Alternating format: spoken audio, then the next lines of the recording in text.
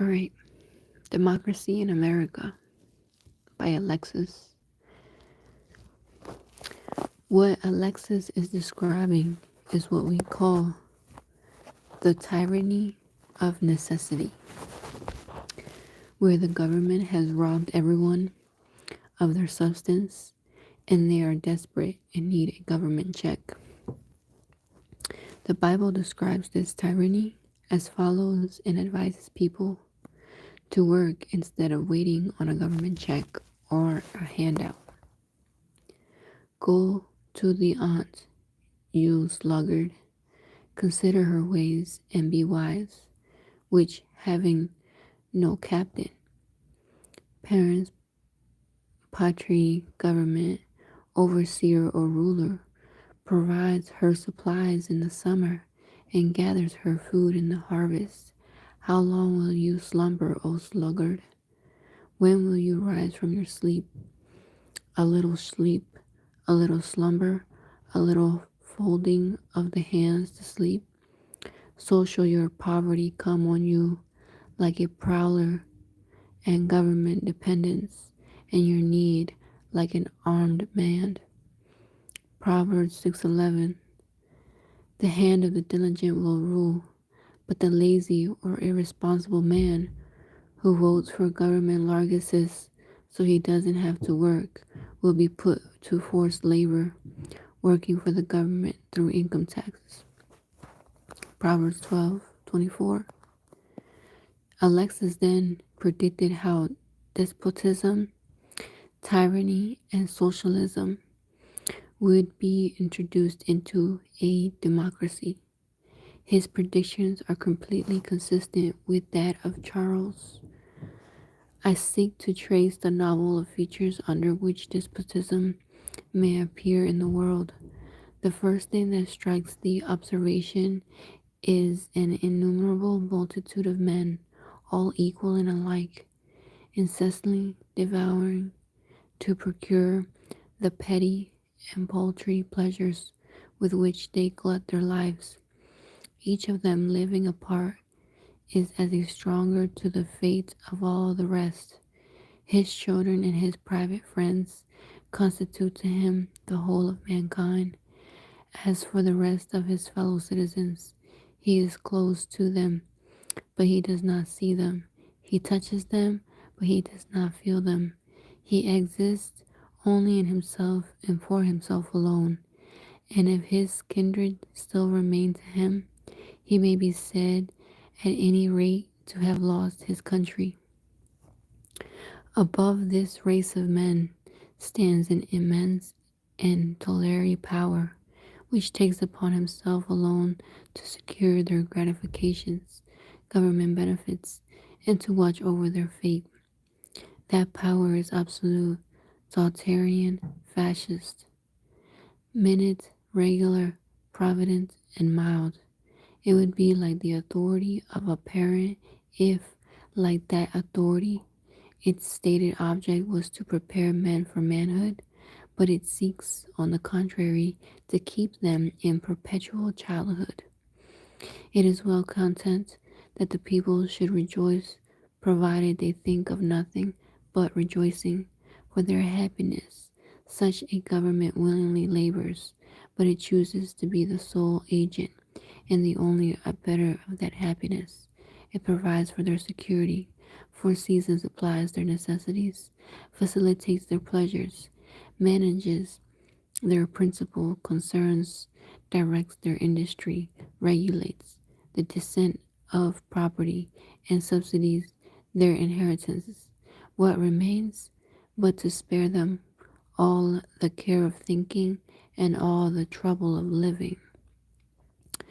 Thus, in every day renders the exercise of the free agency of man less useful and less frequent. It circumscribes the will within a narrow range, and gradually robs a man of all the uses of himself. The principle of equality has prepared men for these things. It has predisposed men to endure them, and often to look on them as benefits. After having thus successfully taken each member of the community in its powerful grasp and fashioned him at will, the supreme power then extends his arm over the whole community. It covers the surface of society with a network of small, complicated rules and administrative states, minute and uniform, through which the most original minds and the most energetic characters cannot penetrate. To rise above the crowd, the will of the man is not shattered, but softened, bent, and guided. Men are seldom forced by it to act, but they are constantly restrained from acting. Such a power does not destroy, but it prevents existence. It does not tyrannize, but it compresses, enervates, extinguishes, and stupefies the people, till each nation is reduced to nothing better than a flock of timid and industrious animals, of which the government is the shepherd.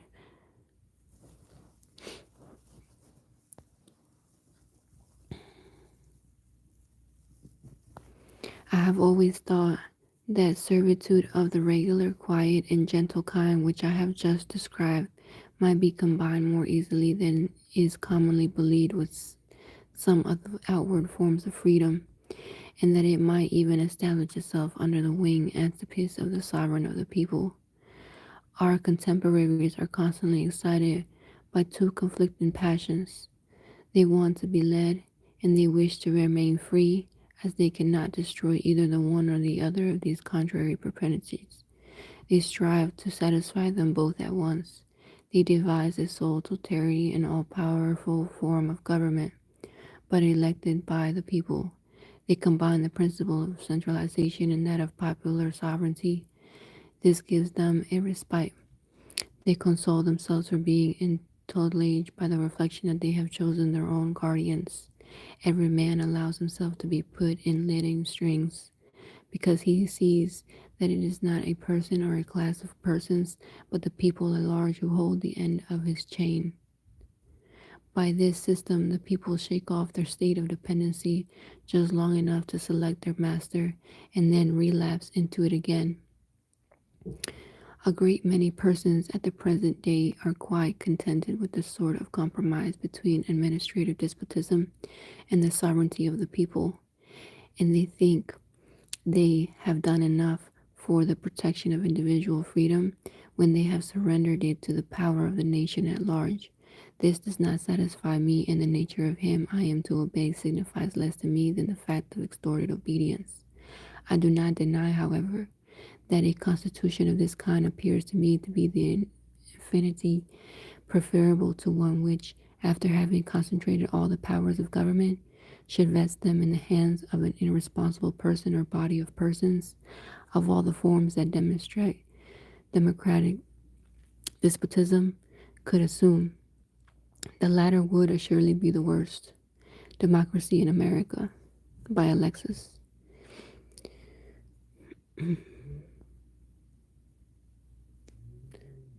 Alright, why are conservatives so mean by Andrew Calavan? A very important question to answer about franchises is the following. At precisely what point do franchises become abusive and inevitably lead to the conversion of a de jure government into a de facto one? Our answer to the above question is that any government which does not say within the bounds of the following will inevitably transition from a de jure to a de facto, become corrupted, and violate the goal of protecting private rights that was the purpose of its creation, when any one or more of the following is permitted in courts of law or administrative interactions of the government within anyone and everyone. 1. The civil status of those who participate in franchisees, your all caps letter name, e.g. taxpayers, is confused or made legally indistinguishable from with private non-resident non-person humans that are non-participants. This makes it impossible to quit the franchise. 2. Failure to participate in any civil franchise results in civil or criminal penalties. This includes voting and jury service. Voting and jury service are public franchises, and eligibility can be revoked by the state at will. Driver's licensing, Social Security, Medicare, Obamacare, professional licensing. Technically, the only persons who could lawfully be the subject of such a penalty are those who are already within the government. Otherwise, the 13th Amendment prohibits against the involuntary servitude has been transgressed. Franchises are implemented for any purpose other than voting and jury service. For instance, the following type of franchises should not be allowed: Family Code, Vehicle Code, Social Security and Medicare, Affordable Care Act, Obamacare, and professional licensing.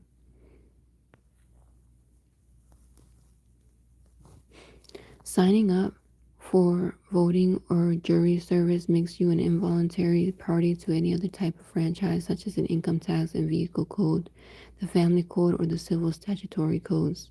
For instance, signing up for a driver's license automatically makes you a voter, jurist, or any other type of franchisee. All franchises must stand alone and not be connected to other franchises, and you should be able to quit at any time if you no longer desire the benefits. In other words, if the cause exceeds the benefit, then you should be able to stop buying the product. Government is merely a business, and the only product that they produce is a fad protection. Each separate type of protection or franchise is merely one of many products it offers. What business can force you to buy all of its products if you need only one of them?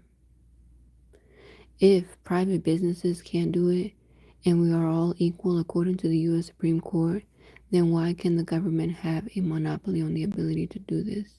Isn't the Sherman Antitrust Act applicable to the government just like everyone else?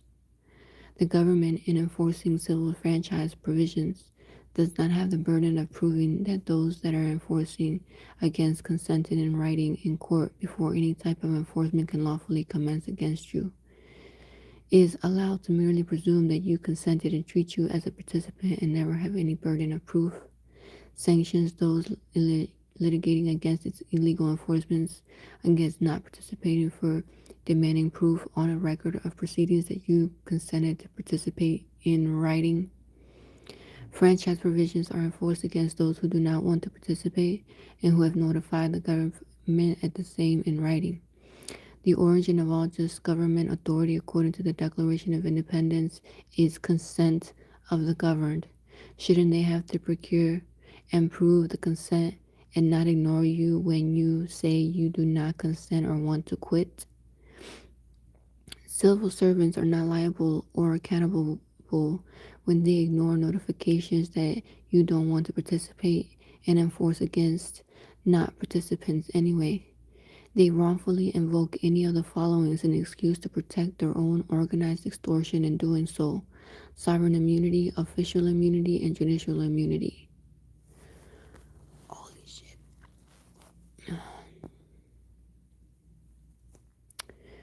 Government, or any and every one of its actors, is or not accountable for the accuracy or truthfulness of any and all communications with the public about their authority to enforce.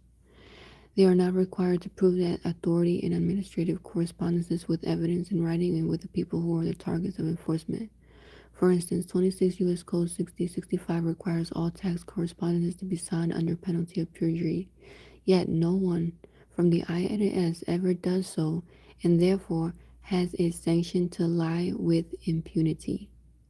They even use fictitious names to protect themselves while they are criminally violating your rights in their illegal enforcement. They will call participation voluntary and yet recently refuse to protect your rights to not volunteer. The duress that forces you to volunteer is criminal activity, and by refusing to prosecute those who institute the duress indirectly, they are engaging in protection racket and criminally obstructing justice. They will ignore criminal complaints against those who are compelling participation in especially banks and employers. Forms administering each franchise do not recognize those who do not consent to participate and are not required to participate, those who are not domiciled or resident within the civil jurisdiction of the franchisor. Your ability and right to document duress from people who are compelled you to impersonate someone who consents, such as banks and employers. In other words, there is no blank on a form or any form to indicate duress and who the source was. Forms used to document injuries force you to inquire a civil status under civil statutory franchise codes in order to get a remedy for enforcing against non-participants. This is how the Fed Tort Claims Act administration ingeniously works. The government does not swiftly and consistently criminally prosecute all those who compel participation in franchises. Instead, they falsely claim that everyone has to participate and look the other way when participation is compelled and you notify them of the criminal duress. For an example,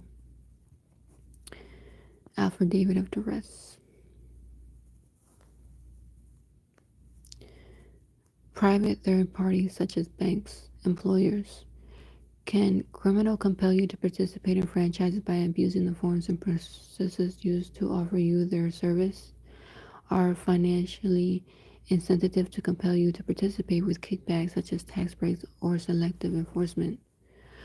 Are not criminally prosecuted by the Gov for the above. Instead, they are protected from enforcement by Gov through selective enforcement because of the kickbacks or public officer kickbacks that the compulsion produces in revenue to the governments. This inevitably leads to large corporations to compel all their employees and customers to, in effect, pay the taxes that only government instrumentalities such as corporations can lawfully be accountable and liable for. This is what most freedom lovers currently refer to as corporate fascism. Holy shit. If you want to fight or complain about or prosecute anything about the misuse of franchises, your all caps letter name, you should focus on the above. Any other efforts at protecting yourself from illegal enforcements will be in vain. The Law by Frederick Bastiat. Avoiding government franchises is a very serious matter to the Lord. The Lord treats the subject of avoiding franchises and understanding them very seriously. Below are a few reasons why it writes from this delegation of authority, order, and franchise. The Bible. 1. The Lord describes the throne of iniquity as those who abuse law, meaning franchises to commit evil. Psalms 94, 20, 23. 2. All franchises are acts of consent and contracting and create agency. The Lord forbids contracting with or consenting to be governed by foreigners, by socialists, by kings. Describes it as a sin to elect or consent to be governed by a king to be above the people, because it would place them in a servitude and contract away their independence and sovereignty. The Lord punishes rulers who abuse franchises to commit usury. Holy shit. The first government franchises in the Bible was the story of Nimrod, who the Bible describes as a mighty hunter. The thing he hunted was people. The right to live in the first city, in the city that Nimrod built, Babylon, was a government franchise. The famine in Egypt resulted in the abuse of franchises by Pharaoh to enslave an entire country. The story of Moses is the story of freeing his people from slavery to the franchises of Pharaoh. When the people grumbled against Moses for freeing them Pharaoh's franchises, the Lord killed all of them and saved only their children. When David, as a king, tried to number his people through a tax census, meaning mark them and own them, the Lord killed 70,000 of them. This numbering is just like the mark of the beast found in Revelations. The mark of the beast mentioned in Revelations is a symbol of those who accept the government franchises. It is what the Fair Trade Commissioner FTC calls a franchise mark. Oh my fucking back. Alright, 10 more minutes. 10. The first bold judgment in the book of Revelations will come upon those who accepted the mark of the beast. The phrase worshipped his image refers to the image printed on money that they will sell their soul and do anything to get.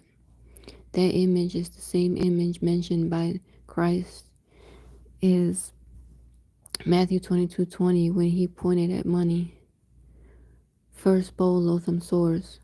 So the first went and poured on his bowl upon the earth, and a foul and loathsome sore came upon the men who had the mark of the beast, and those who worshipped his image. Revelation 16:2. The Lord defines the beast as the kings of the earth and by implication all political rulers. Revelations 19:19. The life of luxury lived by Babylon the Great Harlot is probably made possible by government franchise benefits. Revelations 18.